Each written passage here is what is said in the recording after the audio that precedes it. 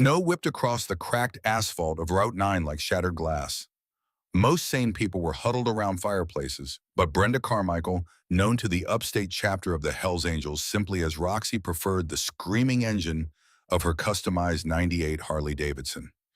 She was riding out a bad memory, leaning into the bitter wind, when her headlight caught a flash of faded denim huddled against the concrete barrier. The snow came down like shattered glass, each flake sharp enough to sting exposed skin. Route 9 stretched ahead into the darkness, a ribbon of cracked asphalt disappearing into the mouth of the storm. Most people with any sense were home, huddled around fireplaces, listening to the wind howl warnings through the pines. But Brenda Carmichael had never been accused of having sense. Roxy, they called her. The name etched on the back of her leather cut right below the grinning death's head of the Hells Angels. Roxy because Brenda sounded too soft, too vulnerable, too much like the woman she used to be before the world took everything that mattered. She leaned into the freezing wind, her customized '98 Harley-Davidson screaming beneath her. The V-twin engine roared its defiance against the storm, a primal sound that vibrated through her chest and drowned out the thoughts she was riding away from. 10 years. 10 years to the day since she'd buried her daughter. 10 years since a drunk driver had turned her little girl into a memory in a headstone. Emma would have been 19 now. Probably in college, probably calling home every Sunday like Roxy had taught her. Probably alive if the world had any justice. But the world didn't have justice. Roxy had learned that lesson carved into her bones. So she rode, pushing the Harley faster than was safe on ice-slicked roads, chasing the pain until it blurred into something manageable. The headlight cut a harsh cone through the swirling white. Trees loomed like skeletal sentinels on either side, their branches heavy with snow. The temperature gauge on her handlebars read -10. Her breath came out in white plumes that the wind tore away before they could dissipate. Then she saw it, a flash of faded denim against the concrete barrier. At first, her mind categorized it as roadkill, maybe a deer that had wandered onto the highway and frozen. But something made her look twice. Something about the shape, the way it was positioned, deliberate and wrong. Roxy slammed her boot onto the brake pedal. The Harley fishtailed violently, the rear tire sliding across black ice. For a terrifying moment, she was certain she'd go down. The bike would crush her leg and they would find her frozen corpse come morning. But the tire bit into a snowbank and the massive machine juddered to a halt, leaning heavily against the guardrail. Her heart hammered against her ribs. The engine idled a deep, rhythmic pulse that felt like the only living thing for miles. Roxy didn't bother with the kickstand. She let the bike lean and ran. Her leather boots crunched through knee-deep powder. The cold bit through her jeans, her flannel shirt, the heavy leather cut that bore the colors she'd worn for 15 years. But she barely felt it, because now she could see what her headlight was illuminating. A black garbage bag, tied shut at the top with deliberate, cruel precision. And pressed against the thin plastic, pale and blue-tinged, were the small fingers of a child's hand. No. The word tore from her throat, raw and disbelieving. No, no, no. She fell to her knees in the slush, ripping at the plastic with bare hands. The bag was heavy-duty, the kind meant for construction debris, and the knot was tight. Her fingers, already numb from the cold, fumbled uselessly. She yanked her knife from her boot, a fixed blade she'd carried since her first ride, and sawed through the plastic. The bag fell open. Inside, curled into a tight, rigid fetal position, was a boy. He couldn't have been older than 8 or 9. He wore a threadbare denim jacket, a faded t-shirt with some cartoon character she didn't recognize, and jeans soaked through with snowmelt. One sneaker was missing, exposing a foot that had turned a ghastly purple-black. No gloves, no hat. His dark hair was matted with ice crystals. His lips were blue. His skin was so pale it almost disappeared against the snow. Frost clung to his eyelashes like tiny diamonds. He wasn't moving. "Hey," Roxy's voice cracked. She stripped off her riding gloves, her hands shaking violently, and pressed 2 fingers to the side of his neck. The skin was ice-cold, waxy, like touching a corpse. For a long moment there was nothing, just the wind and the idle of her engine, and the roaring silence of a world that had abandoned this child the same way it had abandoned her daughter. Then she felt it, faint, irregular, a pulse. "You're alive," she breathed. Relief and terror crashed over her in equal measure. Okay, kid, stay with me." The nearest hospital was Blackwood General, 20 miles south. But Blackwood was Sheriff Dobson's territory, and Dobson hated the Angels with a passion that bordered on religious. More than that, Dobson ran the county's child services like a personal fiefdom. If she called 911, this boy would disappear into the system. And given the fact that someone had stuffed him in a garbage bag and left him to freeze the system, was the last place he needed to be. Roxy made her decision in the space of a heartbeat. She stripped off her heavy fleece-lined leather jacket, the one with her road name stitched across the back, and wrapped it around the boy's rigid frame. The jacket swallowed him whole. He weighed almost nothing, a bag of sharp bones and frozen skin. Carrying him back to the Harley was a battle. The wind fought her every step, trying to tear him from her grasp. She tucked his face against her chest, shielding him from the worst of it, and staggered through the snow. Getting him onto the bike was even harder. She straddled the seat, positioned him between her chest and the body tank, and zipped her secondary windbreaker over both of them. It was thin, barely enough to cut the wind, but it created a pocket of shared body heat. "Hold on," she whispered into his frozen hair, even though she knew he couldn't hear her. "I'm taking you somewhere safe." The ride back to the Iron Forge was the longest 20 minutes of her life. She rode one-handed, the other arm clamped around the boy's back, holding him against her own pounding heart. Every bump in the road sent panic spiking through her. Every gust of wind felt like it might rip him away. She pushed the Harley as fast as she dared, the engine screaming in protest. The miles crawled by. The cold seeped through her thin layers, biting deep into muscle and bone, but she barely registered it. All that mattered was the faint, shallow rise and fall of the small chest pressed against hers. When the Iron Forge finally loomed out of the darkness, massive and dark and forbidding, Roxy nearly wept with relief. The old munitions factory had been the club's home for a decade, a fortress of rusted steel and reinforced concrete hidden deep in the woods. She flashed her high beams 3 times. The heavy doors rumbled open, revealing the warm, fluorescent glow inside. She didn't wait for the doors to fully open. She rolled the bike straight through, killed the engine, and screamed, "Doc, I need Doc right now!" The cavernous main hall went silent. Pool cues froze mid-stroke. Beer bottles paused halfway to mouths. A dozen heavily tattooed men in leather cuts turned to stare. Then they saw what she was holding, and the silence shattered. "Jesus Christ, Roxy!"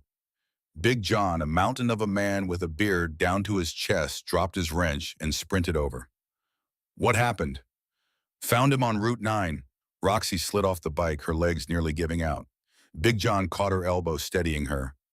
"He's freezing to death. Where's Doc?" "Right here." Doc Harrison emerged from the back hallway, already pulling on blue latex gloves. He was a lean man in his 50s, with salt and pepper hair and the steady hands of someone who'd spent 20 years as an Army combat medic before a federal prison sentence cost him his medical license.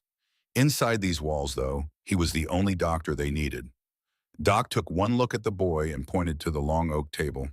"Clear it, now." Snake Davis, the club's sergeant-at-arms, swept a poker game off the table with one arm, sending chips and cards flying. Another brother threw logs into the massive wood stove until the metal glowed red hot. Roxy laid the boy down gently, peeling back her leather jacket. The harsh overhead lights revealed the full horror. His ribs jutted sharply beneath bruised, mottled skin. His collarbones looked like they might pierce through. Deep yellowing bruises ringed his upper arms, the unmistakable shape of large adult fingers. A collective intake of breath rippled through the room. "Warm water, not hot." Doc ordered, his hands moving quickly over the boy's chest. "Blankets, heat packs, and someone get me the IV kit. His veins are collapsed." For the next 2 hours, the Iron Forge transformed into a trauma center. Men who looked like they belonged on FBI wanted posters moved with precision and care, following Doc's orders without question. They applied warm compresses to the boy's armpits and groin, slowly raising his core temperature.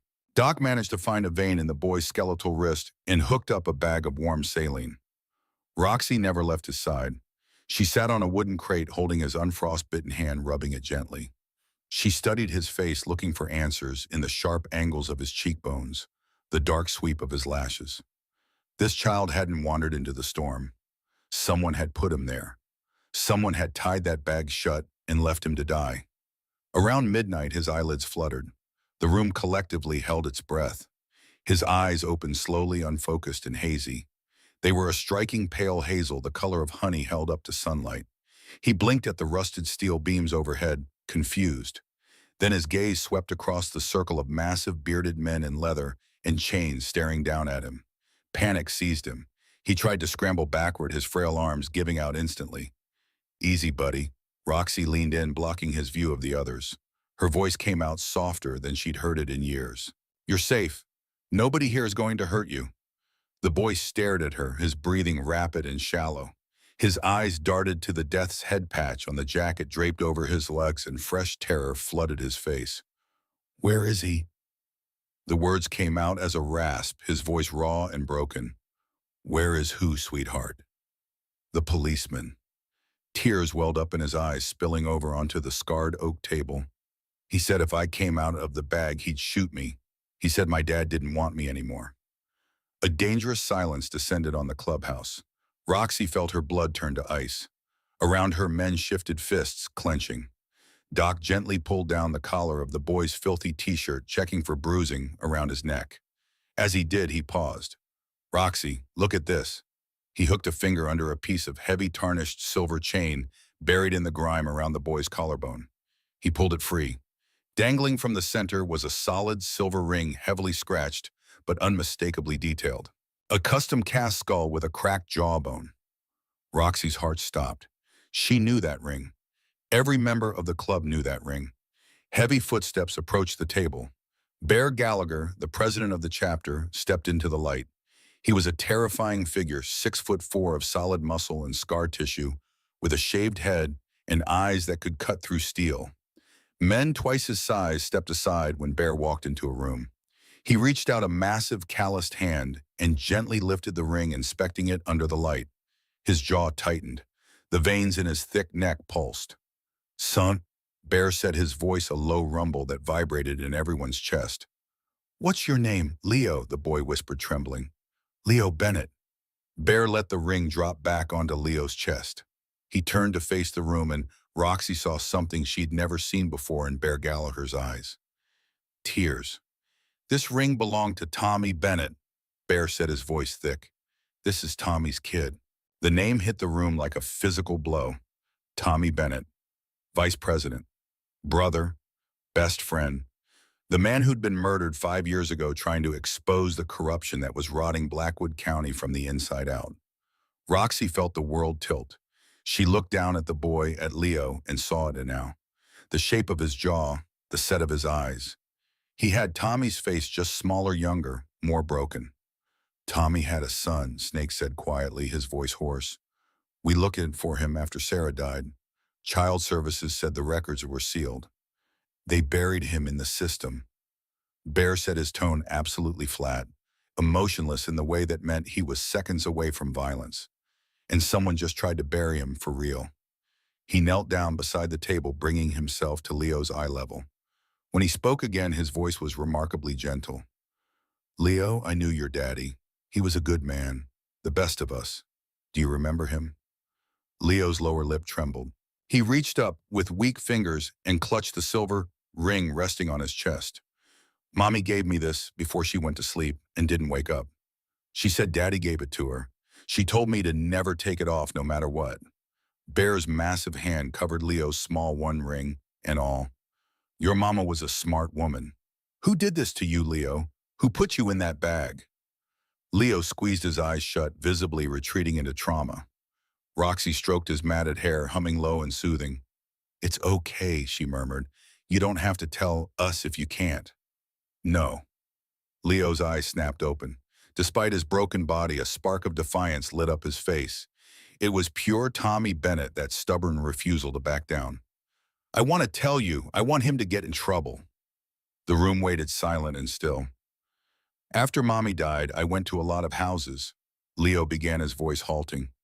"Some were bad, but a few months ago a man came and took me from the group home. He said he was my new dad. He had a big house in the woods, but he wasn't nice." Leo swallowed hard. "He didn't let me go to school. He locked me in the basement. He said my real dad was trash, who owed him money, and keeping me was his insurance. But today he got a phone call. He was yelling really loud. He said the feds were asking questions about the Bennett kid, and he had to clean up the mess." Roxy's blood ran cold. Beside her, Bear's expression had gone absolutely glacial. He came down to the basement. Leo continued, tears streaming. He hit me. He put me in his police car. We drove for a long time. Then he stopped, put me in the black bag, and tied it. He kicked me down the hill. He said if I crawled out, the wolves would eat me. Leo, Snake spoke from the back, his voice tight with rage. This man, did he have a name? Leo nodded slowly. Everyone called him Deputy Higgins. The name detonated in the room like a grenade. Deputy Ray Higgins. Sheriff Dobson's right-hand man, the chief enforcer of the county's most corrupt department. The same deputy who'd been first on scene when Tommy Bennett's motorcycle was found crushed on a lonely stretch of highway 5 years ago. Higgins' bear repeated the name like poison on his tongue. He stood slowly, the steel chair scraping loud against concrete. The pieces fell into place with terrible clarity. Higgins and Dobson had killed Tommy to protect their operation. They'd kept Leo hidden in the system, and eventually Higgins had taken custody off the books using the boy as insurance, in case Tommy had left evidence behind. Now federal investigators were asking questions, and Higgins had decided to eliminate the last loose end. He'd tried to kill an 8-year-old boy to cover his tracks. Bear looked down at Leo, his expression softening. Rest now, nobody is ever going to hurt you again. As Leo's eyes drooped, an exhaustion and warmth finally pulling him under the atmosphere in the Iron Forge shifted.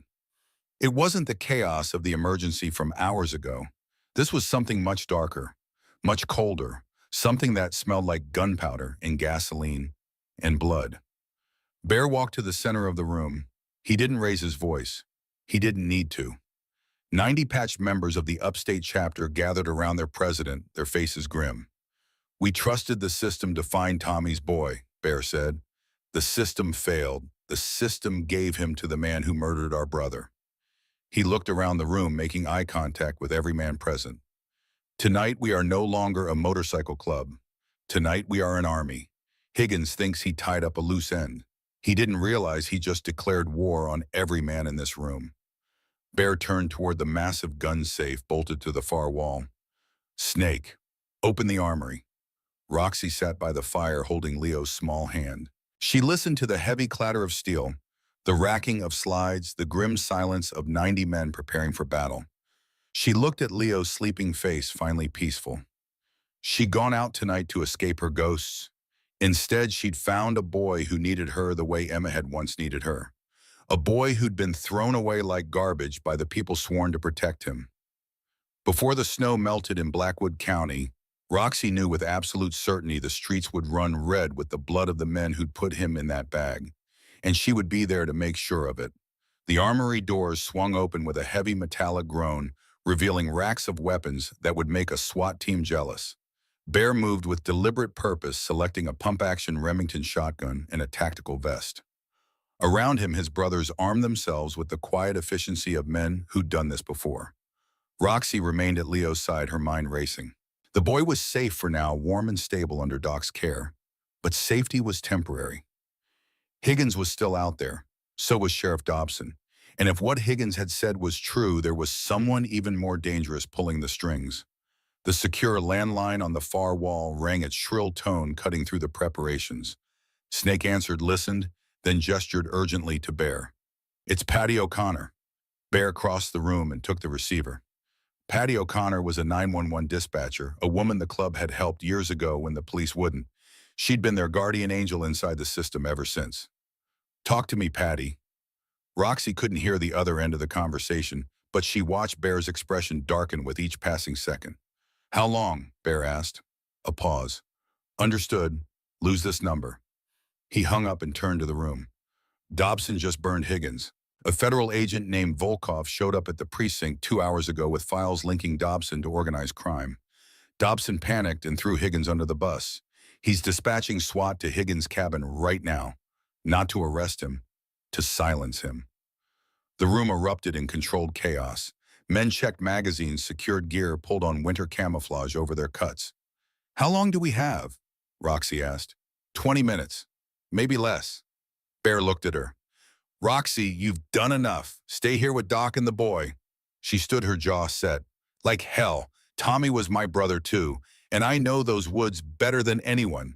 You need me on the perimeter. Bear studied her for a long moment, then nodded. Southern flank with Big John. But if bullets fly, you keep your head down. Always do, Roxy lied. She looked back at Leo one more time. Doc had pulled a chair close to the table, a heavy revolver resting on his lap. He met her eyes and nodded. The message was clear: the boy would be protected. Roxy grabbed her gear and followed the convoy out into the freezing night. The ride to Ridge Road was treacherous, 12 modified trucks navigating icy mountain roads with headlights dark. They drove by moonlight and memory engines growling low. Roxy rode shotgun in Bear's reinforced Ford Raptor, a suppressed submachine gun across her lap. "We grab Higgins, we ghost before SWAT knows we were there," Bear said into the encrypted radio. "Speed and violence, no hesitation." They parked a quarter-mile out, moving the rest of the way on foot. 20 of the club's best operators dressed in white winter camo over their cuts ghosts in the snow. The temperature had dropped even further, the cold so intense it hurt to breathe. Higgins' cabin materialized through the trees like something out of a nightmare. 2 stories, boarded windows, tin roof. A county cruiser sat half buried in a snowdrift out front. A single dim light glowed from a side window. Bear signaled. The team split, flanking the building. Roxy moved to the rear with 3 others, her boots silent in the powder. Her heart hammered, adrenaline burning hot in her veins. Bear didn't knock. He drove the breaching ram into the door with brutal efficiency. The door exploded inward and the team flooded inside like a dark tide. "Clear left." "Clear right." A gunshot boomed from upstairs. A heavy caliber pistol round tore through the floorboards inches from Bear's position. "Higgins," Bear roared. "It's Bear Gallagher. Put the gun down or we burn this place with you inside." "Go to hell." The voice from upstairs was high-pitched, panicked. Not the arrogant enforcer who'd terrorized the county. This was a cornered animal. "Dobson's kill squad is 5 minutes out, Ray," Bear called back. "They're not coming to help you. They're coming to put you in the ground. You're the fall guy. We're your only way out alive." Silence. Then the sound of harsh, ragged breathing. "Why would you help me?" Higgins yelled, his voice cracking. "I killed Tommy." Roxy raised her weapon toward the ceiling, fury threatening to overwhelm her. Bear grabbed her barrel, forced it down, shook his head. "Because we have the kid." Bear lied smoothly. "Leo's safe, but I need you to testify against Dobson to clear Tommy's name. You come down now, you live. You stay up there, you die." A thud. The service weapon tumbled down the stairs, clattering to a stop at Bear's feet. Slowly, hands raised, Deputy Higgins descended into the light. He was pale, sweating despite the cold, his uniform disheveled. Snake and Big John slammed him against the wall, zip-tying his wrists with brutal efficiency. "You're making a mistake." Higgins spat, blood on his lip. "You think taking down Dobson fixes that cartel cleaner in his office right now? He's not here to audit. He's here because Tommy hid something. A ledger. Physical proof of 10 years of payoffs to federal judges." Bear grabbed Higgins by the throat, lifting him off the ground. "Where is it?" Higgins let out a manic laugh. "I don't know. None of us do." Tommy sent Dobson a text before we ran him off the road. Said, "The devil's math is on my boy. Touch him, the feds get the key." We searched that kid 50 times, never found anything. "The devil's math is on my boy." Roxy's mind raced. The ring.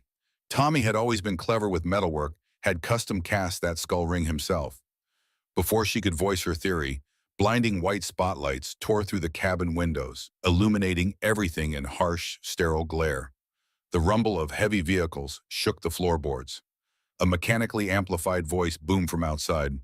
"This is the Blackwood Sheriff's Department. The building is surrounded. Come out with your hands up." Then the bullets started. They didn't wait for a response. High-velocity rounds chewed through the rotting wood walls, sending splinters and insulation flying like dirty snow. Roxy hit the floor, dragging Higgins down by his collar. "Return fire, suppressing only," Bear roared. "Aim for the engines and lights." The Iron Forge brothers unleashed a controlled volley. Big John's heavy rifle punched through the wall, striking an armored van's engine block. Steam erupted into the night. Snake shattered the spotlights, plunging the cabin back into darkness. "We can't hold this position," Roxy shouted over the gunfire. "Trap door!"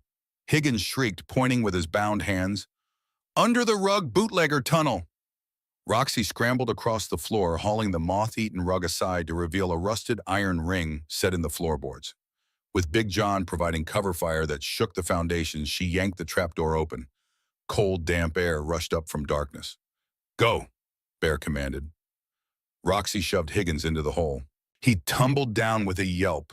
She followed, dropping into the earthen tunnel below. The others came after Bear, pulling the trapdoor shut just as a tear gas canister smashed through the kitchen window above. The tunnel was claustrophobic, held up by rotting timbers that looked centuries old. They moved fast, Roxy pushing Higgins ahead of her. "If this is a dead end, I'm leaving you here," she hissed in his ear. 200 yards felt like 2 miles. By the time they reached the exit grate, Roxy's lungs were burning. Big John shoved the grate aside and they spilled out into a steep ravine, up to their thighs. "Radio check," Bear whispered. "Convoy, this is actual.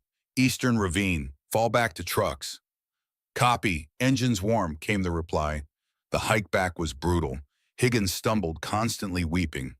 When they finally broke through to the logging trail where the trucks waited, relief washed through the group. They threw Higgins in Bear's Raptor and peeled out, taking fire roads deeper into the wilderness. In the back of the truck, Roxy looked at Higgins, who huddled in the corner, shivering. "This ledger," she said. "You said Tommy hit it on Leo. What does it look like?" "I don't know," Higgins whimpered. "Nobody does. We searched everything. Clothes, toys, shoes, nothing. The devil's math is on my boy." Roxy pulled out her phone and called Doc. "When we get back, I need a jeweler's loop and a micro screwdriver. Check that silver ring around Leo's neck. Check it carefully." She hung up and met Bear's eyes in the rearview mirror. If she was right, Tommy Bennett had been more brilliant than any of them knew.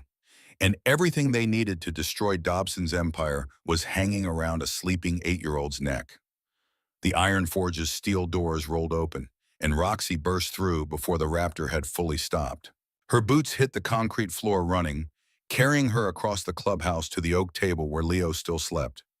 Doc looked up from his medical journal, a question in his eyes. Roxy didn't answer. She carefully, gently lifted the tarnished silver chain over Leo's head, mindful not to wake him. The boy stirred slightly, but settled back into sleep, his breathing deep and steady. She carried the ring to the pool table under the brightest fluorescent light. Bear, Snake, and Big John followed, dragging a battered Higgins between them. The entire club gathered in a silent circle. Roxy set the ring on the green felt. Under the harsh light, the details were unmistakable. A masterfully cast skull with hollowed eye sockets and a jagged fracture running down the jawbone. "Look at the crack," Roxy said, her finger hovering over the silver. "Tommy was a master metalworker. This isn't artistic, it's a seam." Doc stepped forward, sliding a jeweler's loop over his eye. He produced precision screwdrivers from his kit and leaned in close. His steady hands manipulated the tiny tools with surgical precision. "There's a latch pin," Doc murmured, hidden inside the left eye socket. He pressed the screwdriver tip into the socket. A faint metallic click echoed in the silent room. The skull's jawbone popped open on a tiny hidden hinge. Inside the hollow cavity was a small, black, waterproof micro SD card. The room erupted in shocked murmurs. Bear let out a low breath. "Tommy, you brilliant son of a bitch." Bear took the card with tweezers and plugged it into the club's secure offline laptop. The screen flared to life, and what they saw made even the hardest men in the room go pale. It wasn't just a list. It was a digital vault. Scanned bank statements, wire transfer receipts, audio recordings of Sheriff Dobson, encrypted emails linking a man using the name Volkov to the Eastern European crime syndicate's operations along the East Coast. The records proved Dobson's department was receiving hundreds of thousands to facilitate drug trafficking through the foster care system, using vulnerable children being moved between state lines as unwitting mules. Tommy had documented every transaction, every payoff, every dirty judge and bought politician. 10 years of evidence compressed and hidden in a ring his wife had given their son. "This is it," Snake said, awe in his voice. "This puts Dobson and Volkov away forever." "If we can get it to the right people," Bear added. "Real feds, not the ones on Volkov's payroll." The heavy steel doors of the Iron Forge rattled. Not a knock, a massive concussive impact that shook dust from the rafters and bent the reinforced steel inward. Weapons snapped up instantly, 90 barrels pointing at the entrance. "That's not cops," Big John growled. Bear slammed the laptop shut and pocketed the SD card. He looked at Higgins, who had gone completely white. "They tracked the trucks," Higgins whispered. "Volkov doesn't use SWAT. He uses professionals. They're not here to arrest anyone. They're here to burn this building to ash with the kid inside." Another massive impact. The steel hinges screamed. Bear looked at Roxy. "You take Leo. You run. We'll hold them here." "Bear, that's an order." His voice was absolute. "You get that boy and that card to Albany. You hand it to the FBI special agent in charge. Nobody else." He tossed her his keys and the micro SD card. Then he picked up his shotgun and racked around. Roxy looked around the room at these men, her brothers, who were about to sacrifice everything to buy her time. She wanted to argue, wanted to fight beside them, but Leo needed her more. She ran to the table, scooped the sleeping boy into her arms, and sprinted for Bear's Raptor parked near the rear loading dock. Behind her, she heard Bear's voice, calm and cold. "Snake, prime the fuel tanks near the entrance. Plus, if we blow those, do it." Roxy strapped Leo into the passenger seat. His eyes fluttered open, confused. "Miss Roxy." His voice was small, scared. "We're going for a ride, sweetheart. Keep your head down and trust me." She jumped into the driver's seat and fired the engine. Through the rearview mirror, she saw a snake tossing a magnesium flare into a pool of gasoline. The explosion lit up the night. A massive fireball rolled toward the ceiling, consuming the front entrance. The shockwave rattled the Raptor. Roxy didn't wait. She slammed the accelerator and aimed the reinforced front bumper at the aluminum loading dock door. The truck hit at 40 miles an hour. The aluminum shredded like paper, and they burst out into the blizzard. Roxy fought the wheel as the truck fishtailed on ice, then found traction and rocketed down the fire road. In the mirror, she saw the iron forge silhouetted against flames, heard the staccato crack of gunfire. She'd find out later if Bear and the others survived. Right now, her only job was to keep Leo safe and get that evidence to someone who could use it. The blinding glare of high beams flooded the cabin. 2 black SUVs had been waiting on the perimeter. They surged forward, closing fast. A passenger window rolled down. A masked figure leaned out with a submachine gun. Bullets hammered the Raptor's tailgate, shattering the rear windshield. Glass rained down. Cold air howled into the cab. Leo screamed, covering his head. "Stay down!" Roxy yelled. She saw the hairpin turn ahead, the road bordered by an 80-foot drop. The lead SUV pulled alongside the shooter, taking aim at the cab. Roxy slammed the brakes, let the SUV pull ahead, then floored it. She cranked the wheel hard right, burying the Raptor's brush guard into the SUV's rear quarter panel. The pit maneuver was perfect. The SUV lost traction, spun wildly, and launched over the embankment. It flipped end over end into darkness, disappearing with a distant crunch of metal. The second SUV immediately fell back, terrified. Roxy kept the throttle pinned, her heart hammering. She reached over and squeezed Leo's knee. "You okay, kid?" He nodded, tears on his cheeks, but his eyes fierce. "Tommy's son through and through." "We're going to Albany," Roxy said. "And when we get there, we're going to make sure the people who hurt you never hurt anyone again." Leo looked at her, and for the first time since she'd pulled him from that garbage bag, he smiled. "Okay, Miss Roxy." The 2-hour drive to Albany was the longest of Roxy's life. Every shadow looked like an ambush. Every set of headlights sent her pulse racing. But they made it. As dawn broke purple and gold over the state capitol, the Raptor pulled up to the Leo W. O'Brien Federal Building. Roxy scooped Leo into her arms and marched straight toward the heavily fortified glass doors, not caring that she was covered in soot and blood, wearing a Hell's Angels cut. A security guard stepped into her path. "Ma'am, you can't—" "I need to see the special agent in charge," Roxy interrupted, her voice leaving no room for argument. "Right now, I have evidence linking organized crime to the county sheriff's department and the murder of a federal informant. And if you don't get someone down here in 3 minutes, the people who want this boy dead are going to walk through those doors." The guard looked at Leo, small and battered in her arms, then at her eyes burning with an intensity that made him step back. He tapped his radio. "Control, I need S.A. Cordell in the lobby. Code red." Roxy held Leo close and waited. Behind her, the sun rose over Albany, burning away the storm clouds.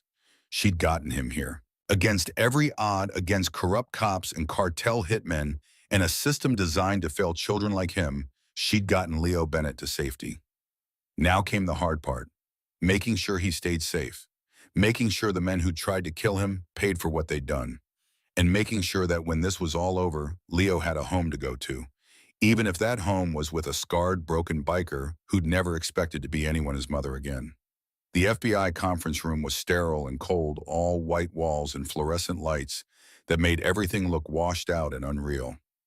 Roxy sat in an uncomfortable plastic chair, with Leo curled against her side, his small hand clutching the fabric of her shirt like a lifeline.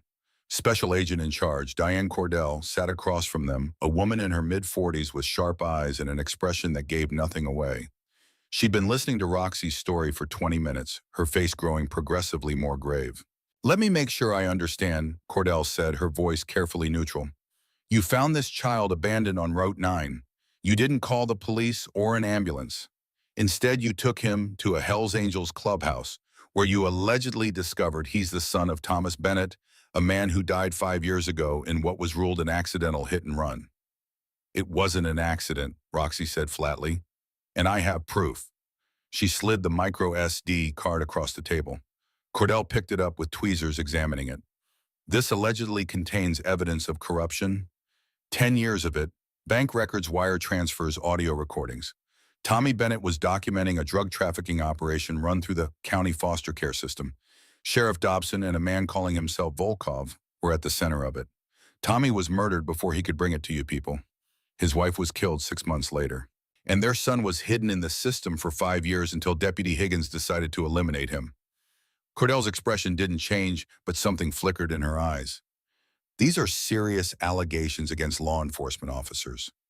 "They're facts," Roxy shot back. "Check the card. Everything's there."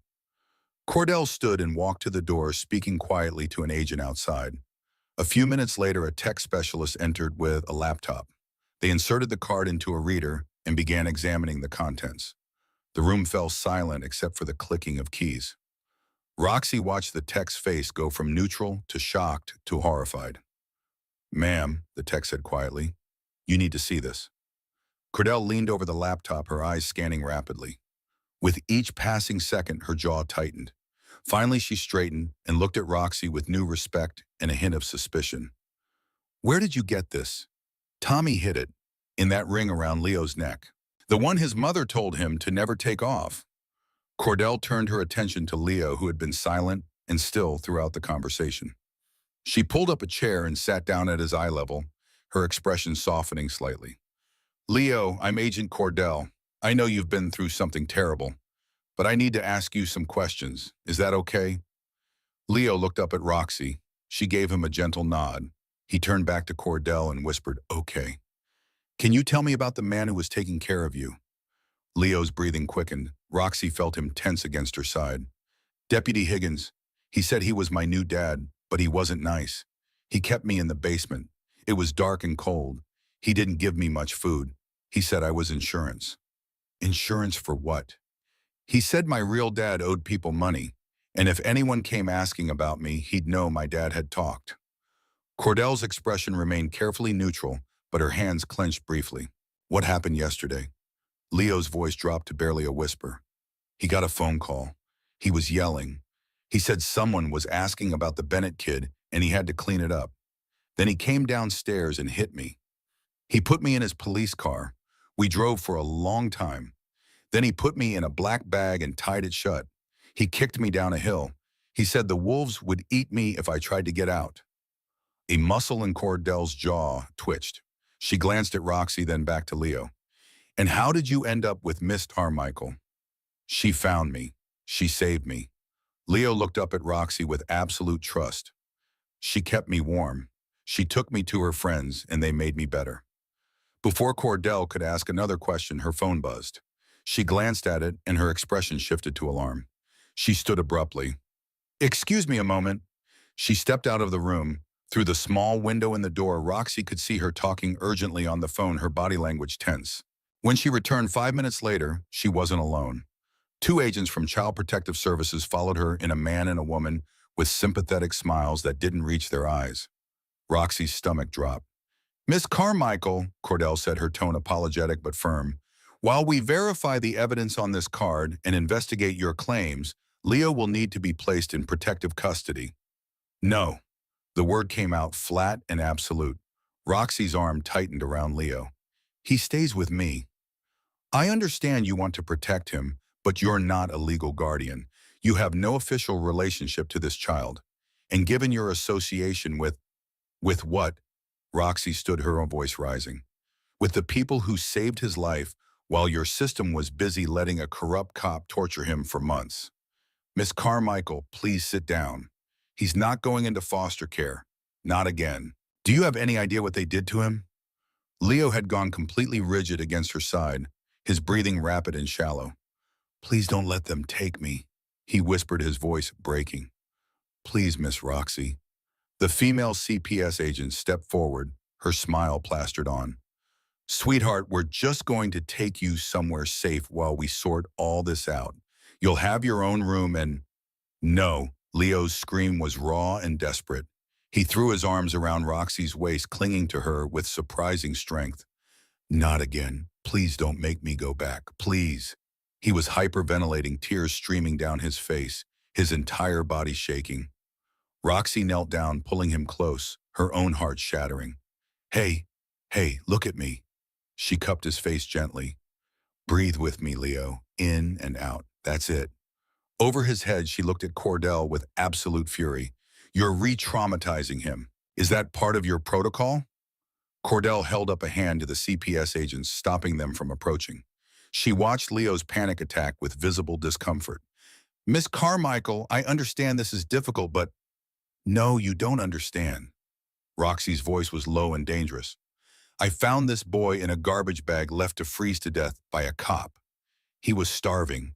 He had frostbite. He had bruises from being beaten. And the first thing your system wants to do is rip him away from the only person he trusts and put him back into the same system that failed him in the first place. Cordell was silent for a long moment. Then she dismissed the CPS agents with a curt nod. They left looking offended. I'm going to make a call, Cordell said quietly. Don't leave this room. She stepped out again. Roxy sat back down, keeping Leo wrapped in her arms. He was still shaking, his face buried in her shoulder. I'm sorry, he whispered. I'm sorry, I freaked out. You have nothing to be sorry for, sweetheart. Nothing. She stroked his hair, her voice soft. You've been so brave. Braver than anyone should have to be. Are they going to take me away? Roxy wanted to promise they wouldn't, wanted to tell him everything would be okay. But she'd learned a long time ago that lying to kids did more harm than good. I don't know, she said honestly, but I promise you that I'm going to fight it like hell to keep you safe, whatever it takes. Leo was quiet for a moment. Then in a voice so small she almost missed it, he said, my mom used to say that before she got sick. She said she'd fight for me, but then she couldn't anymore. Roxy felt tears prick her eyes. She thought of Emma, of the promises she'd made that she couldn't keep. The drunk driver had stolen her chance to protect her daughter. But Leo was here right now, needing her. Your mom loved you very much, Roxy said. And so did your dad. They fought as hard as they could. And now it's my turn to fight for you. And I don't lose fights, Leo. Not when it matters. He looked up at her with those hazel eyes so much like Tommy's. Do you promise? She should have said no, should have been realistic. But looking at this broken, brave little boy, she couldn't do anything but nod. I promise. Cordell returned an hour later with a different expression, less rigid, more thoughtful. She sat down across from them again. I've been in contact with my supervisor and the U.S. Attorney's Office. The evidence on that card is damning. We're issuing warrants for Sheriff Dobson and Deputy Higgins as we speak. We're also looking into the individual calling himself Volkov. Good, Roxy said. However, there's a complication. Cordell paused. The man who presented himself at the Blackwood Sheriff's Office as a DOJ auditor using the name Volkov, we have no record of him. No agent by that name, no audit scheduled. Which means he's the cleaner, Roxy finished. Higgins told us. Volkov works for the Eastern European Syndicate. He came to Blackwood to find Tommy's evidence and make sure Leo couldn't testify. Cordell nodded grimly. We've put out an APB, but he's vanished, which means Leo is still in danger. Real danger. Then you understand why he can't go into the system. If Volkov has connections, I understand completely. Cordell cut her off, which is why I'm proposing a compromise. Leo will be placed in FBI protective custody, but you can stay with him. We have a safe house outside the city. You'll both be under 24-hour guard until we've apprehended everyone involved. Roxy looked at Leo. What do you think, kid? He considered it seriously, then nodded. If you stay with me, I'm not going anywhere. Then okay. Cordell made the arrangements. Within 2 hours, they were in an unmarked SUV, heading to a nondescript house in the suburbs flanked by federal agents. The safe house was comfortable enough, a 3-bedroom ranch with a finished basement and a backyard. 2 agents were posted outside, 2 inside. Leo was exhausted emotionally and physically. Roxy helped him into a hot shower, gave him clean clothes that were several sizes too big, and made him a simple meal of soup and crackers. He ate mechanically, not really tasting it. Can I ask you something? He said quietly, pushing the soup around with his spoon. Anything. You said you had a daughter. What was her name? Roxy felt a familiar ache in her chest, but for once it didn't feel like it might crush her. Emma. She was 9 when she died, about a year older than you. What was she like? Roxy smiled, memories flooding back. Stubborn, smart as a whip. She loved reading and horses and arguing with me about bedtime. She had your eyes, actually, same color. Do you miss her? Every day. Leo was quiet for a moment. Do you think she'd be mad that you're helping me instead of her? The question hit Roxy like a physical blow. She set down her own spoon and looked at Leo directly. Emma would want me to help you. She had the biggest heart of anyone I've ever known.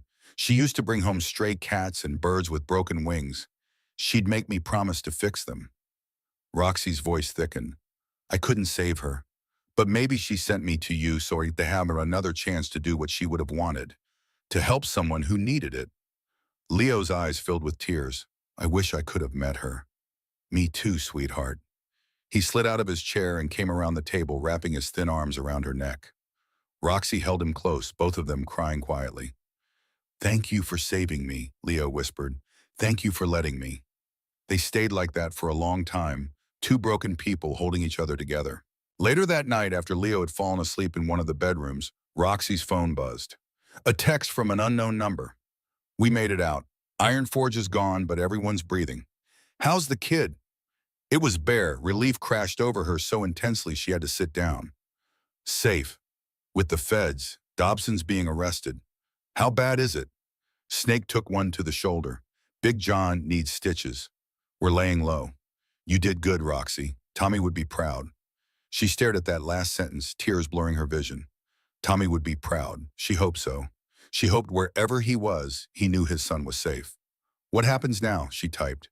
We rebuild, and we make sure that kid has a family to come home to. Roxy smiled through her tears and sent back a simple thumbs up. She checked on Leo one more time before heading to her own room. He was curled up in the center of the bed, hugging a pillow, his face finally peaceful. The bruises were starting to fade. Doc had said he'd make a full physical recovery, given time and proper nutrition. The psychological scars would take longer. Maybe forever. But Roxy understood scars.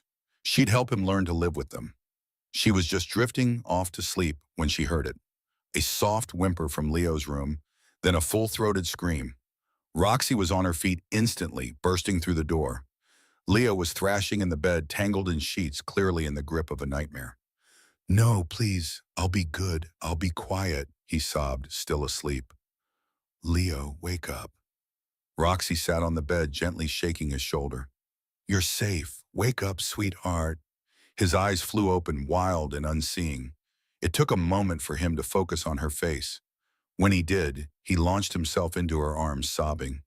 I thought I was back there, in the basement. He was yelling at me and I couldn't move and, shh, you're not there. You're here with me. You're safe.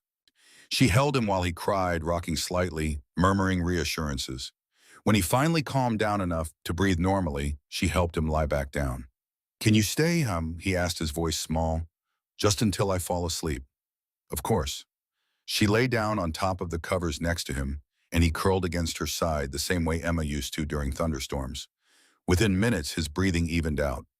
Roxy stayed awake long after he'd fallen asleep keeping watch, protecting him the way she hadn't been able to protect her own child. She must have dozed off eventually because she woke to sunlight streaming through the window and Leo sitting up in bed watching her with a small smile. "You snore," he said. Roxy laughed, the sound rusty from disuse. "Yeah, I've been told." "Miss Roxy, can I ask you something else?" "Sure. When all this is over, when the bad guys are in jail, what happens to me?" It was the question Roxy had been dreading. The question she didn't have a good answer for. "I don't know yet," she admitted, "but I'm going to make sure you end up somewhere safe, somewhere good." "Could I?" He trailed off, looking down at his hands. "Could I stay with you?" Roxy's heart clenched. She wanted to say yes, wanted it more than she'd wanted anything in 10 years.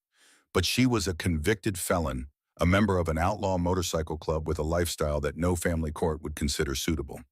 Leo the First. "It's okay." He tried to smile, but it didn't reach his eyes. "I know I'm just a kid you found. I just thought maybe—" "Hey," Roxy cupped his face, making him look at her. "You are not just anything. You're Tommy Bennett's son. You're brave and smart, and you've survived things that would break most adults. And yes, I would love for you to stay with me. But it's complicated. The courts, the system, they have rules about who can take care of kids. Because you're a biker. Because I have a record. Because I live a lifestyle they don't understand. Because they don't know me the way you do." Leo was quiet for a moment, processing. "My dad was a biker, too. He was still a good dad, wasn't he?" "The best," Roxy said, her voice thick. "Your dad was one of the best men I ever knew."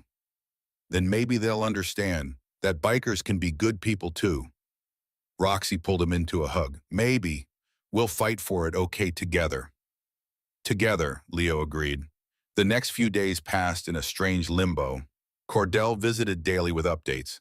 Dobson had been arrested along with 3 other deputies. Higgins was in federal custody singing like a canary to save his own skin. The evidence from Tommy's hidden card was being used to dismantle the entire network. But Volkov remained at large. "We have reason to believe he's left the country," Cordell told them on day 4. "Interpol is coordinating with us, but these organizations are good at hiding their people." "So Leo's still in danger," Roxy said. "Potentially, which is why we're recommending he remain in protective custody for at least another month." Leo, who'd been coloring at the kitchen table, looked up with alarm. Roxy saw the panic starting to build in his eyes. "With me," she added quickly. "Right? He stays with me." Cordell hesitated. "That's complicated. CPS is pushing for him to be placed with a licensed foster family." "No," Leo's voice was quiet but absolute. "I'm not going." "Leo." I said no. He stood up, his hands clenched into fists. "You can't make me. I'll run away. Leo, breathe," Roxy said, standing and moving toward him. "They're going to take me away from you, just like they took me away from my mom. I won't go. I won't." He was spiraling into a full panic attack. Roxy knelt in front of him, gripping his shoulders gently but firmly. "Listen to me. Look at me, Leo. I promised I would fight for you, and I meant it. Do you trust me?" His eyes, wild with fear, focused on hers. Slowly he nodded. "Then trust me now. I'm not going to let them take you somewhere you don't want to go. But I need you to stay calm, while I figure this out." "Okay." Another nod, though he was still shaking. Roxy looked up at Cordell. "I want to file for emergency guardianship." "Miss Carmichael, that's a legal process that could take months." "Then start it now, today. Get me a lawyer. I don't care what it costs." Cordell sighed. "Even if you file, the court will consider your background, your association with the Hells Angels, your criminal record, a misdemeanor marijuana possession from 20 years ago," Roxy interrupted, "which has been expunged. And my association with the Hells Angels is exactly what saved this boy's life when your system failed him. So maybe that should count for something." Cordell studied her for a long moment. "I'll see what I can do." That night, Roxy made a call she'd been avoiding. She dialed Bear's number and waited. "Talk to me," his gravelly voice answered. "I need the club's help. Legal help. I want to file for guardianship of Leo, but I can't afford a lawyer good enough to fight CPS." "Already on it," Bear said. Tommy's life insurance had a beneficiary. Leo, we've been holding the money in trust. There's enough to hire the best family lawyer in the state. I'll have someone contact you tomorrow. Roxy felt tears sting her eyes. Bear, Tommy was my brother. That boy is blood. We take care of our own. And Roxy, your family too. The next morning, a woman named Caroline Marsh appeared at the safe house. She was a powerhouse family attorney with silver hair and eyes like a hawk. She spent 3 hours interviewing Roxy and Leo, taking notes, asking hard questions. I'm not going to lie to you, Marsh said finally. This is going to be an uphill battle. The courts are biased against non-traditional guardians, especially those with motorcycle club affiliations. But we have some things in our favor. Like what? Roxy asked. Leo's age and his ability to advocate for himself. The trauma he suffered in the foster system. The fact that you saved his life and have been his primary caretaker during his recovery. And most importantly, the complete lack of any other family members or suitable placements. So we have a chance. We have a chance, but you need to understand what you're signing up for. 6 months minimum of supervised visits, home inspections, background checks, psychological evaluations for both of you. They're going to dig into every aspect of your life. Let them dig, Marsh smiled. Good. Then let's get to work. The preliminary hearing was scheduled for 2 weeks later. In the meantime, Roxy and Leo settled into a routine at the safe house. She helped him with schoolwork provided by a tutor. They watched movies. She taught him to play poker with candy instead of chips. He taught her about the video games Emma had been too young to play. They talked about Tommy. Leo's memories of his father were fragmented, dreamlike, but precious. Roxy filled in the gaps, telling him stories about Tommy's loyalty, his courage, his stupid jokes. He sounds like he was really cool, Leo said one evening. The coolest, Roxy agreed. And he'd be so proud of you, Leo, of how brave you've been, how strong. I don't feel strong. Strength isn't about not being scared. It's about being scared and doing what you have to do anyway. You've done that every single day since I found you. Leo was quiet for a moment. Miss Roxy, if the judge said I can stay with you, can I call you something else? Like what? He shrugged, suddenly shy. I don't know. Miss Roxy seems formal, but I don't want to call you Brenda because that's not who you are to me. Roxy's throat tightened. What do you want to call me? He looked up at her, vulnerable and hopeful. Could I maybe call you Mom? The word hit her like a physical blow. Mom, the word she'd never thought she'd hear again. The word that had died with Emma. Leo, she swallowed hard. I would be honored, but we should probably wait until after the hearing, in case I have to go somewhere else. Yeah. He nodded, understanding but clearly disappointed. Okay, but if the judge says yes, Roxy pulled him close. After that, you can call me whatever you want. The day before the hearing, Cordell arrived with news. We've apprehended someone matching Volkov's description trying to board a flight to Moscow. He's in custody.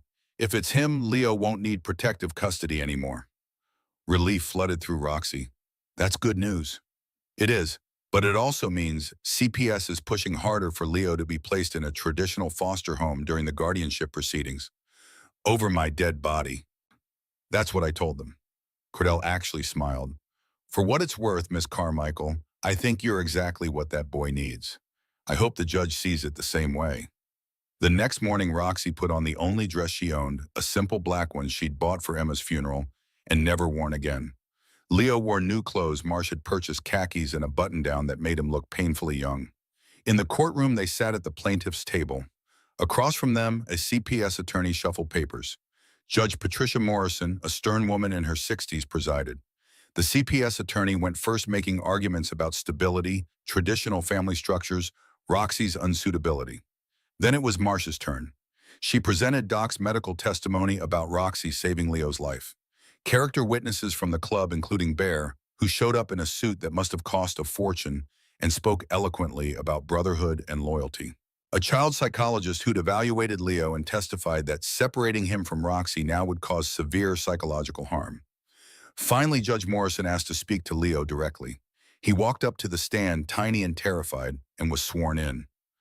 Leo, the judge said gently, I know this is scary, but I need to ask you some questions. Can you do that for me? Yes, ma'am. You've been through a very difficult time. Can you tell me about what happened before Miss Carmichael found you? Leo took a deep breath and began. He told the entire story from being taken from the group home to the months in Higgins' basement to the night in the garbage bag. His voice shook but never broke. When he finished, there wasn't a dry eye in the courtroom. And how do you feel about Miss Carmichael? The judge asked. She saved me, Leo said simply. She's the first person in a long time who made me feel safe. She listens to me.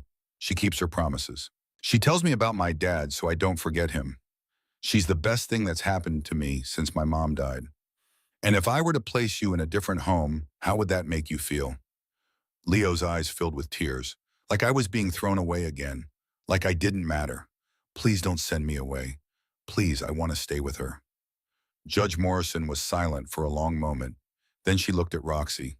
Miss Carmichael approached the bench. Roxy stood on shaking legs and walked forward.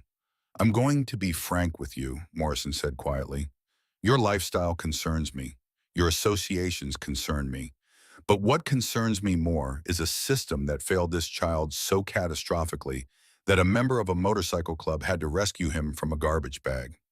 What concerns me is that our institutions have become so broken that a convicted law enforcement officer could torture a child for months and no one noticed. She paused. Leo needs stability. He needs someone who will fight for him. Based on the evidence presented, it appears you're willing to do that. So I'm granting temporary guardianship for 6 months with the following conditions. Monthly home visits, continued therapy for Leo, parenting classes for you, and zero tolerance for any illegal activity. At the end of 6 months, we'll reconvene and determine if permanent guardianship is appropriate. Is that understood? Roxy could barely speak through her tears. Yes, Your Honor, thank you. Don't thank me, just take care of that boy. Leo was off the stand and in her arms before the judge had finished speaking, both of them crying and laughing at the same time. We did it, he whispered. We really did it. Yeah, we did. Outside the courthouse, Bear and the club were waiting. A cheer went up when Roxy and Leo emerged. Big John scooped Leo up and put him on his shoulders. Snake ruffled his hair.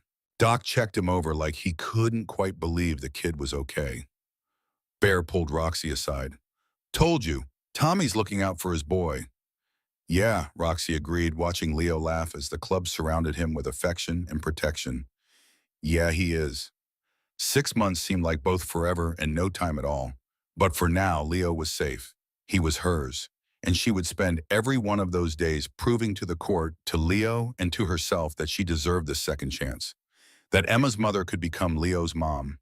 That broken things could be put back together if you fought hard enough. 6 months. That's all Roxy had to prove she could give Leo the life he deserved. 6 months of home inspections, supervised visits, parenting classes, and therapy sessions. 6 months of walking a tightrope between who she'd been and who she needed to become. The club had pulled together in ways that still made her throat tight. They'd purchased a 50-acre farm an hour north of Albany, far from Blackwood, and the ghosts that haunted those mountains. The new iron forge rose from the land, not a factory this time, but a sprawling compound with a main clubhouse, individual cabins for members, and at the center of it all, a 2-story house just for Roxy and Leo. It had a real kitchen, a yard, a porch with a swing, things Roxy had never imagined having again. Leo had his own room painted blue at his request with bookshelves Bear had built himself, and a window overlooking the pasture where they kept horses. Roxy's room was across the hall, close enough to hear him if he had nightmares. He still had them most nights, but they were getting better. The social worker, a thin woman named Margaret Whitmore, who looked like she'd never smiled in her life, arrived for her monthly inspection on a cold morning in late spring. Roxy watched through the kitchen window as the woman's sedan navigated the long gravel driveway, mentally reviewing everything they'd prepared. She's here, Roxy called. Leo appeared from his room wearing clean jeans and a button-down shirt. In the past 6 months, he'd put on 15 pounds, most of it healthy muscle from helping around the farm. His hair had grown out no longer the ragged mess it had been, and the bruises had long since faded. He looked like a normal, healthy 9-year-old, except for his eyes. His eyes still carried shadows.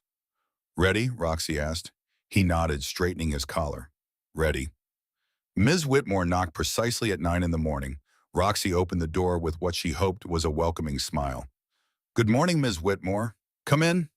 The social worker entered with her ever-present clipboard, her sharp eyes already cataloging everything. Clean floors, no visible weapons, no drugs or alcohol. The house smelled like the cinnamon rolls Roxy had baked that morning, domestic and safe. "Good morning, Miss Carmichael." "Leo." Ms. Whitmore gave them both a tight nod. "Shall we begin?" The inspection followed the same pattern as the previous months. Ms. Whitmore checked Leo's room, the kitchen, the bathroom. She reviewed his schoolwork, which Leo completed through a hybrid program that allowed him to work from home while slowly reintegrating into a classroom setting. She asked him questions about his routine, his feelings, whether he felt safe. Leo answered everything honestly. Yes, he still had nightmares. Yes, he was seeing Dr. Reeves, his therapist, twice a week. Yes, Roxy helped him with his homework. Yes, he felt safe. Yes, he was happy. After an hour, Ms. Whitmore closed her notebook. "I'd like to speak with Miss Carmichael privately." Roxy's stomach clenched, but she kept her expression neutral. "Leo, why don't you go help Snake in the garage? He said he needed an extra pair of hands on that carburetor." Leo shot her a worried look, but nodded and headed out. Once they were alone, Ms. Whitmore sat at the kitchen table and gestured for Roxy to join her. "Miss Carmichael, I'll be frank. When Judge Morrison first assigned me to this case, I was prepared to recommend removal within the first month." Roxy's heart stopped, but she forced herself to stay quiet. A child placed with a member of an outlaw motorcycle club, living on a compound with 90 convicted felons nearby. Ms. Whitmore shook her head. It seemed like a disaster waiting to happen. "But," Roxy prompted, because there had to be a but. "But in 6 months, I haven't found a single code violation." Leo is thriving. His grades are excellent. His therapy notes show remarkable progress. And perhaps most importantly, he's bonded with you in a way I've rarely seen between a foster parent and child. Relief started to seep through Roxy's terror. "However," Ms. Whitmore continued, and the relief evaporated, "there are concerns being raised by my supervisor, concerns about long-term viability. What happens when Leo becomes a teenager? What happens if tensions between the club and local law enforcement escalate? What happens if you're incarcerated?" "I won't be by you," Roxy said firmly. "I'm clean. I follow every law to the letter. I haven't even gotten a speeding ticket in 6 months." "I believe you, but the system doesn't run on belief, Miss Carmichael. It runs on statistics and precedent. And statistically, children placed in non-traditional homes have higher rates of what being thrown in garbage bags by cops, being starved and beaten in foster homes." Roxy's voice rose despite her best efforts. "Because that's what the traditional system did to Leo." Ms. Whitmore held up a hand. "I'm not the enemy here. I'm trying to help you understand what you're up against." Roxy took a deep breath, forcing herself to calm down. "What do I need to do?"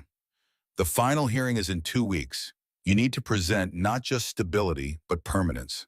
The court needs to believe that in 5 years, 10 years, Leo will still have the support structure he has now. That this isn't just a phase for you, but a lifelong commitment."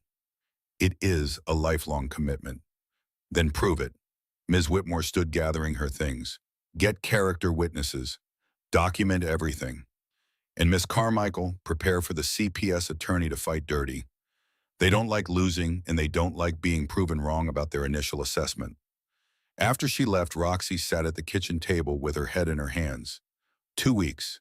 14 days to prove she deserved to keep the boy who'd become her entire world. Bear found her there 20 minutes later. "Whitmore gone?" he asked, pouring himself coffee. "Yeah, she says we need to prepare for a fight." Bear sat down across from her, his massive frame making the kitchen chair look like doll furniture. "Then we fight. What do you need?" "Witnesses. People who can testify that this is permanent, that Leo's surrounded by stability."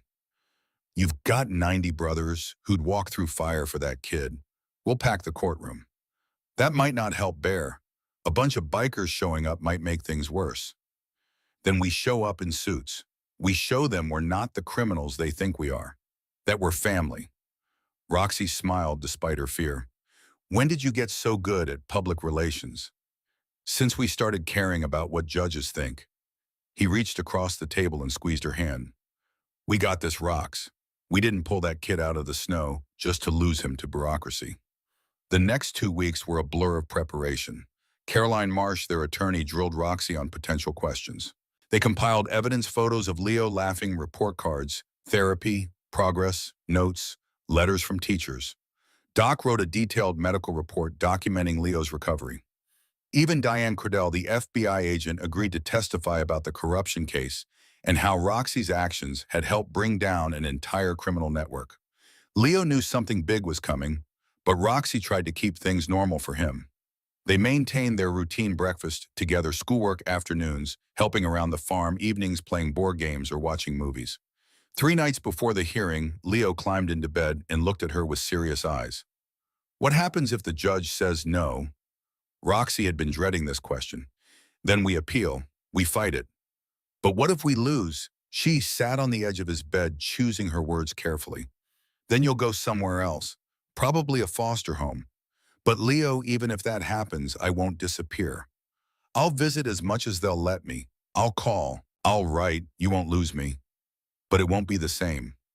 No, she admitted. It won't. He was quiet for a long moment. I've been thinking about my dad a lot, about how he fought against bad people even though it was dangerous. Do you think he was scared? Probably. Brave people aren't the ones who don't feel fear. They're the ones who feel it and do what's right anyway. Then I want to be brave like him. Leo sat up straighter. I want to talk to the judge again. I want to tell her that this is where I belong, that you're my family now. Roxy's eyes stung with tears. You don't have to do that, sweetheart. The judge already knows how you feel. But I want to. Dad fought for what mattered. You fought for me. Now it's my turn to fight for us. She pulled him into a hug, this boy who'd survived so much and somehow remained unbroken. Okay, if that's what you want, we'll ask Ms. Marsh if you can testify again. It's what I want. The morning of the hearing arrived cold and clear. Roxy put on the same black dress she'd worn to the first hearing, but this time she paired it with a leather jacket that had the Hells Angels patch clearly visible. Let them see who she was, all of her. Leo wore a suit this time borrowed from one of the members' sons. He looked painfully grown up, his hair combed neatly, his face set with determination. The courthouse parking lot was packed. Roxy recognized dozens of motorcycles all polished to a shine. As she and Leo walked toward the entrance, a line of bikers fell in behind them. Not threatening, just present, supportive. Bear walked on her right, Snake on her left. Big John carried a folder of character references thick enough to use as a weapon. Doc had his medical bag as if prepared to provide evidence of his qualifications at a moment's notice. Inside the courtroom, every seat was filled. Roxy recognized faces from the club, from the farm, from Leo's tutoring program. Diane Cordell sat in the front row, her FBI credentials clearly visible. Even Patty O'Connor, the 911 dispatcher who'd helped them that first night, had come. Judge Morrison entered and the room fell silent. The CPS attorney went first, and Ms. Whitmore had been right about him fighting dirty. He presented statistics about recidivism rates among motorcycle club members. He questioned whether a compound filled with felons was appropriate for a child. He suggested that Roxy's motivations were suspect, that perhaps she was using Leo to gain sympathy or avoid scrutiny from law enforcement. Each accusation felt like a knife, but Roxy kept her expression neutral. Beside her, Leo's hand found hers under the table and squeezed tight. Then it was Marsh's turn. She methodically dismantled every argument. She presented testimony from Dr. Reeves about Leo's progress. She called Doc to the stand, who explained in precise medical terminology how Roxy's quick actions had saved Leo's life. Bear testified about the club's commitment to protecting Leo, about how they'd rebuilt their entire operation to create a safe, stable environment. Diane Cordell testified about the corruption case, emphasizing that without Roxy's courage and quick thinking, Dobson's network would still be operating.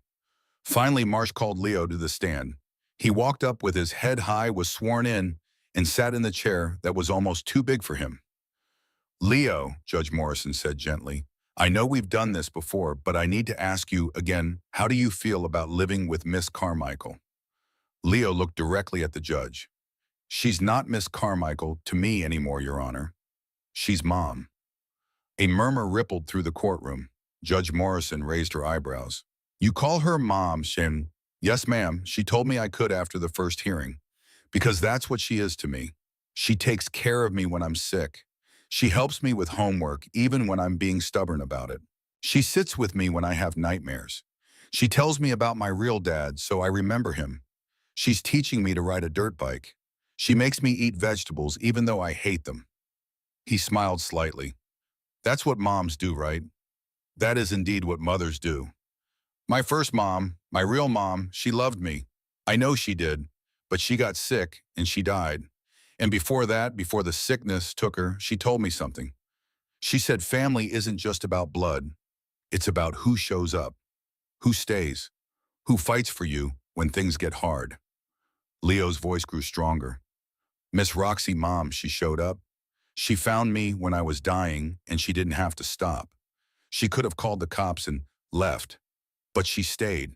She fought for me against the bad guys, and she's still fighting for me now, even though it's scary and hard. That makes her my family. That makes her my mom. Judge Morrison was silent for a long moment. The CPS attorney has suggested that the environment at the farm surrounded by motorcycle club members might not be appropriate for a child. What do you say to that? Leo frowned, thinking.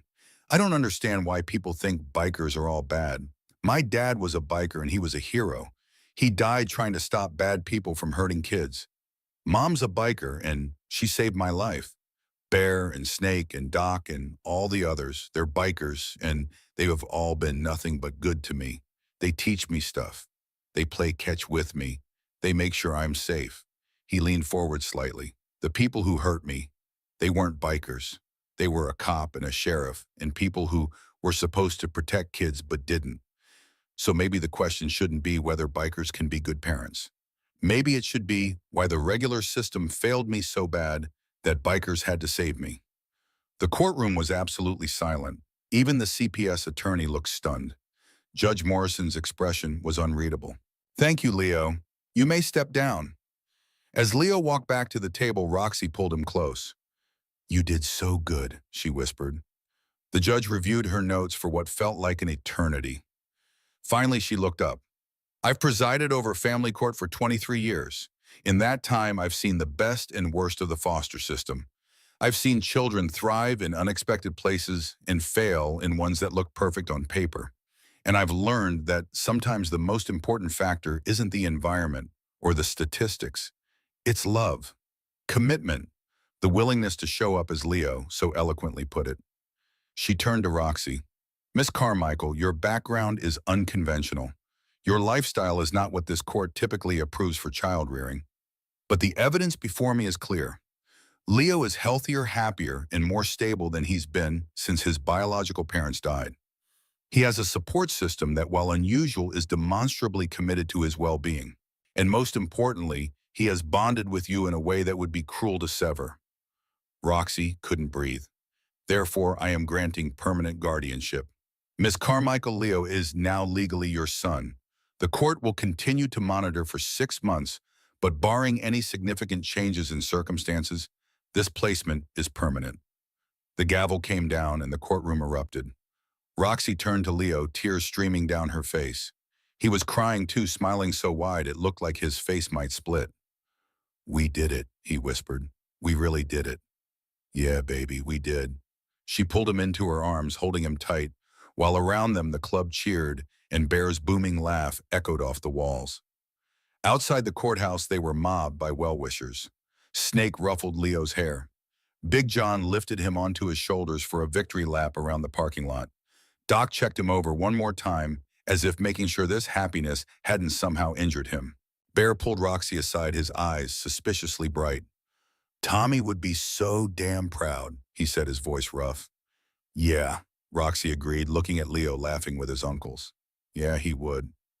That night, they held a celebration at the farm.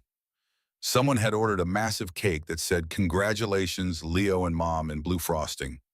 There was music, food, and more happiness than Roxy had felt in a decade.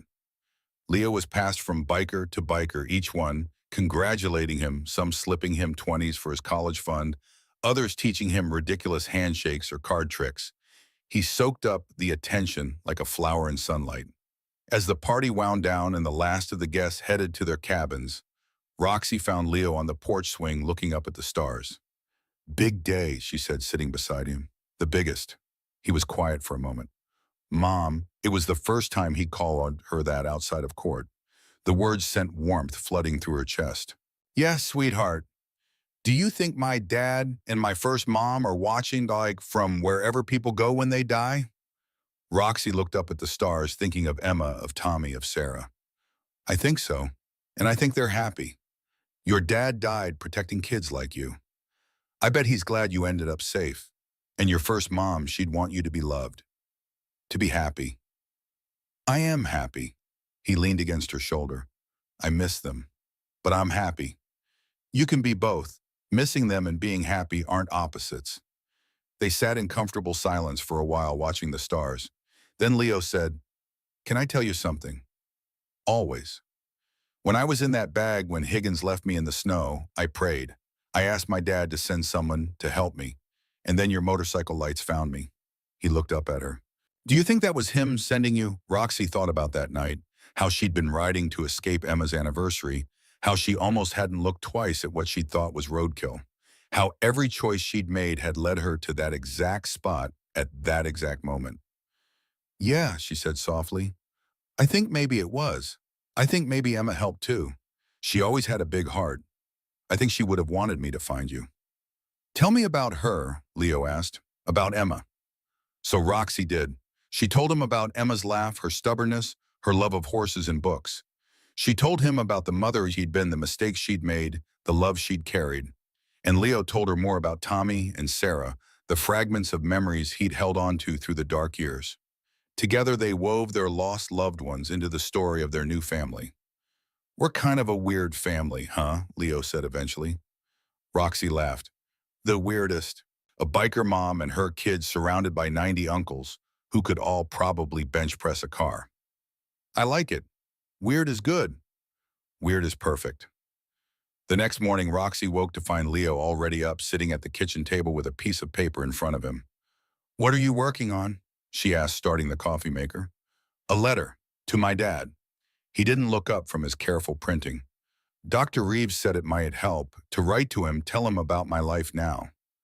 That's a good idea. Do you think it's weird writing to someone who's dead? No weirder than talking to them. I talk to Emma sometimes, usually when I'm making hard decisions. I imagine what she'd say. What does she say? Roxy smiled. Usually something like, Mom, you're being ridiculous, or just do the brave thing. She was smart like that. Leo went back to his letter. After a few minutes, he said, I told him about you, about how you saved me. I think he'd like you. I hope so. I liked him a lot. And I told him about the farm and my uncles and how I'm learning to work on motorcycles. I told him I'm going to make him proud. Roxy moved to stand behind him, resting her hands on his shoulders. You already do, sweetheart. Every single day. The next 6 months of monitoring passed uneventfully. Ms. Whitmore's visits became routine, then friendly. Leo started attending school in person 2 days a week, gradually building up to full-time. He made friends, joined the school's reading club, tried out for Little League. He was becoming a normal kid. Not undamaged, the nightmares still came sometimes, and loud noises could send him into panic, but healing. Learning that the world could be safe and good. Roxy attended her parenting classes, went to therapy herself to deal with her own trauma and grief. She learned that saving Leo hadn't erased the pain of losing Emma, but it had given that pain purpose, had transformed it into something that could protect and nurture instead of just destroy. The club thrived too. The new Iron Forge became known in the community not as a den of criminals, but as a group of rough men who worked hard, paid their bills, and would show up to help when someone needed it. When a local family lost their house to a fire, the club organized a fundraiser. When a teenager went missing, they joined the search party. Slowly, carefully, they rebuilt their reputation. A year after the final hearing on the anniversary of the night Roxy had found Leo in the snow, they held a small ceremony. It was just Roxy, Leo, Bear, Doc, Snake, and Big John gathered around a small memorial they'd built on the farm. It was a stone marker with 3 names engraved: Thomas Bennett, Sarah Bennett, and Emma Carmichael. They brought us together, Roxy said, lighting a candle at the base. Their loss, their love, their sacrifice. We carry them with us. Leo placed a small toy motorcycle at the memorial, one that had belonged to Tommy. Thanks, Dad, for sending Mom to find me, for teaching me to be brave. I'm going to make you proud. Bear added a single rose, his voice rough. Rest easy, brother. Your boy's safe. Your legacy lives on. They stood in silence for a while, each lost in their own memories. Then Leo reached up and took Roxy's hand. Can we go home? He asked. Home. The words settled in Roxy's chest, warm and right. Yeah, baby, let's go home. As they walked back toward the house, Leo chattering about a project he was working on for school, Roxy looked back at the memorial one last time. Thank you, she thought, sending the words out to Emma, to Tommy, to Sarah, to whatever force had brought her to that highway on that freezing night. Thank you for giving me another chance, for trusting me with him. I won't let you down. The evening sun painted the sky in shades of gold and pink.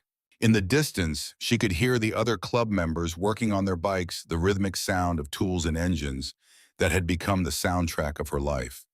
Leo tugged on her hand. Mom, you okay? She looked down at him, at this boy who had been thrown away and who'd somehow become her entire world. Yeah, sweetheart, I'm better than okay. I'm home. And she was. Not the home she'd lost when Emma died. Not the home Tommy had been building before it was stolen from him. But a new home built from loss and love and the fierce determination of broken people to protect each other. A home where a biker and a boy who'd survived the unthinkable could learn to live again. A home where they could both finally truly be safe. 3 years later, Roxy stood in the crowd at the middle school graduation ceremony, watching Leo cross the stage to receive his certificate. He'd shot up 6 inches, was nearly as tall as her, now all gangly limbs and bright eyes. When he saw her in the audience, he grinned and gave her a small wave. She waved back, her heart full. After the ceremony, they went to the farm for a celebration. The club had decorated the yard with balloons and banners. There was a massive cake and presents piled high. Speech, Big John called out. The graduates got to make a speech. Leo laughed but climbed onto a picnic table, his confidence a far cry from the terrified boy in the garbage bag. Okay, I just wanted to say thanks to all of you. You're not related to me by blood, but you're my family. You've taught me about loyalty and courage and what it means to fight for people you love. My dad started that legacy and you guys have kept it going. So yeah, thanks. A cheer went up. Snake started a chant of Leo that the others joined. Later, when things had quieted down, Leo found Roxy on the porch. Mom, can I ask you something? Always. Do you ever regret it? Taking me in your life would have been a lot simpler if you just called the cops that night. Roxy looked at him, at this boy who'd become her son in every way that mattered. Not for a single second, she said. You gave me a reason to keep going when I'd lost mine. You gave me purpose, a family. You gave me everything, Leo. You gave me everything, too. He hugged her tight. I love you, Mom. I love you too, baby. Forever. As the sun set over the farm, painting the sky in brilliant colors, Roxy thought about the chain of events that had led them here. The tragedy, the loss, the corruption that had tried to destroy a little boy. But in the end, love had won. Family had won, and two broken people had become whole by finding each other. The devil's math had been on Tommy's boy, just like he'd said. But the real equation had been simpler: loss plus love plus courage equals redemption, equals home, equals family.